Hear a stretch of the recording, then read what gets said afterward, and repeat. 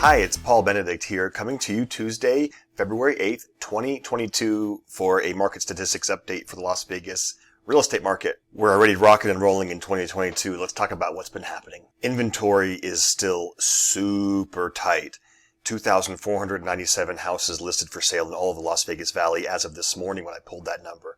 We declined from January, declined from December. You see that we've been on a downward cycle with inventory. If you are a homeowner considering selling, do not wait to list. Interest rates are going up and buyers are starting to slow down. I repeat, if you're considering selling, your window of opportunity to maximize your profits is closing. Interest rates have already risen. 3.25% is no longer a thing. We're now in the upper 3s and 4, and even higher for under 700 FICO scores. So that will temper the buyer activity and will slow things down a little bit. So if you're a homeowner considering selling, don't wait. 4,419 are under contract in escrow. So almost double the amount of properties that are for sale are actually under contract waiting to close with buyers. And it is interesting to note about 30% of those properties do fall out. So any given escrow has about a 70% chance of actually making it to the finish line. And that can occur for various reasons.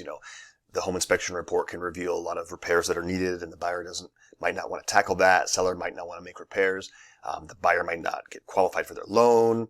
Simply the buyer could change their mind. So lots of reasons. Last month, January, we saw 3,174 properties close escrow. It's typical to have the January number slightly lower than December.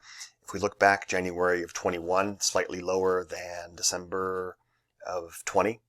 It's the case. Many people like to close escrow by the end of the calendar year in order to finish their large financial transactions in a particular year before the next year. So that's usually the reason for that. If we take the number of houses that closed last month and divide that into how many properties we have for sale now, we have an absorption rate of 0.8 month. That means that we have less than 1 month of available inventory in Las Vegas. If no new houses were listed for sale, it would take our current absorption rate less than a month to sell every single property for sale.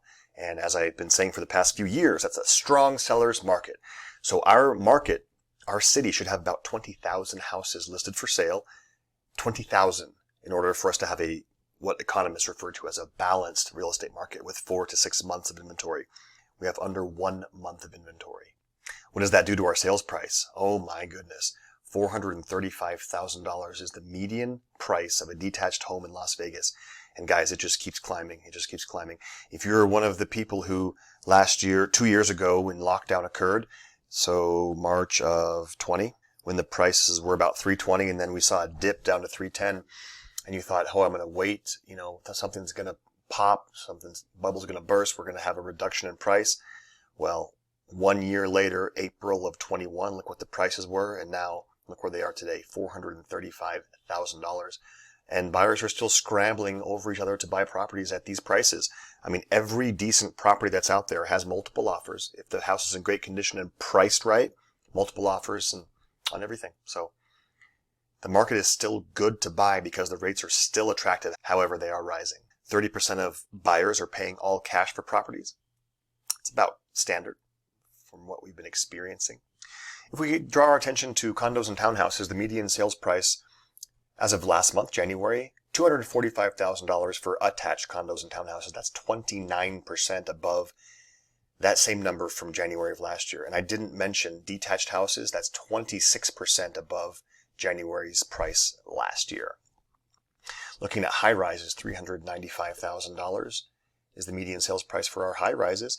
If we lump all of our property types together in Las Vegas, if we lump all of our residential resale properties together in Las Vegas, we have a $404,000 median price for our city, which is up 26% from January of last year.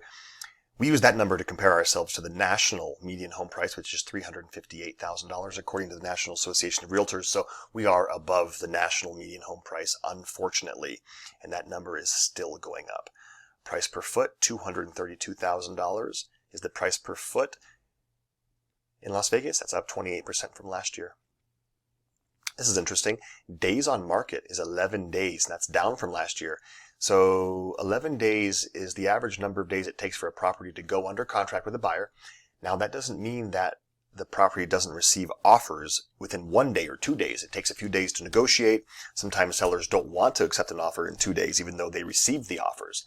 So if you're a buyer out there, don't wait. If you see a house you like, you got to make an offer right away. Go ahead and do it. Remember, you have your due diligence period, so there's no risk. Usually it's 10 days. You got to act quickly in this market. Just a little quick bit here about rentals. The average price of a rental home in Vegas is $1,900, and that's been going up as well. All right, I'll keep this one short and sweet.